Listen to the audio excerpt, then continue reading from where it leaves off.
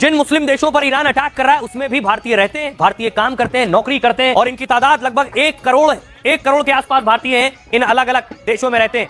Iraq में 18,000 भारतीय, Kuwait में 10 लाख, लेबनान में 3,000, जॉर्डन में 20,000, बहरीन में 3.5 लाख, सऊदी अरब में 27 लाख भारतीय, ओमान में 8 लाख हैं, यूएई में 35 लाख भारतीय, सबसे ज्यादा हिंदुस्तानी यूएई में, कतर में 8 लाख, ईरान में 10,000 हैं और कुवैत में 10 लाख हैं। सुनिए जरा पीवी सिंधु फंसी हुई है दुबई में, वो क्या कह रही है। Thank you all who have. मैं आप सभी लोगों का धन्यवाद करना चाहती हूँ जिन्होंने हमसे संपर्क किया और हमारा हालचाल पूछा।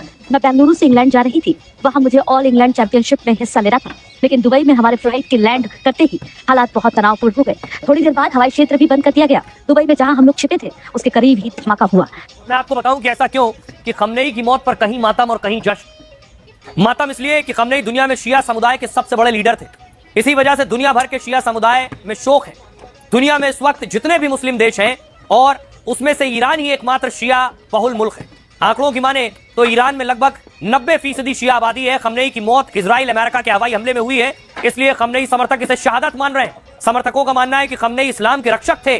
खमनेई ने गाजा में हुए इजरायली हमलों का विरोध किया और अमेरिका के दबाव के बाद भी परमाणु कार्यक्रम जारी रखा गया। इसके साथ ही हिजबुल्लाह, हमास, हूती को भी समर्थन दिया। ये सभी संगठन इस वक्त खमनेई की मौत से दुखी हैं। ईरान में 40 दिन के राष्ट्रीय शोक का ऐलान कर दिया गया है, साथ ही 7 दिन का पब्लिक हॉलिडे की भी घोषणा हुई है। इसके अलावा इराक में 3 दिन के शोक का ऐलान किया गया है।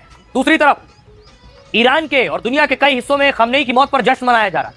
अमेरिका में भी लोग ट्रंप, नेतन्याहू का समर्थन कर रहे हैं। जश्न मनाने वाले लोगों वो लोग हैं जो कट्टरपंथ के खिलाफ रहे। ईरान में बीते कई दिनों से खमनेई का विरोध भी हो रहा था। लोग कट्टर इस्लामिक सत्ता के खिलाफ भी सड़कों पर थे।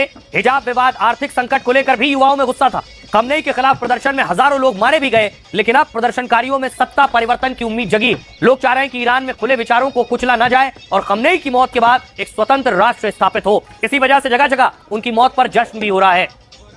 सुनिए जरा शिया धर्मगुरु क्या कह रहे हैं। कोई पहला मौका नहीं है जब हमने किसी लीडर को खोया हो, मगर हाँ, हम दुनिया वालों से इतना जरूर कहना चाहेंगे कि इस अजीम लीडर की मौत हम भूले नहीं है।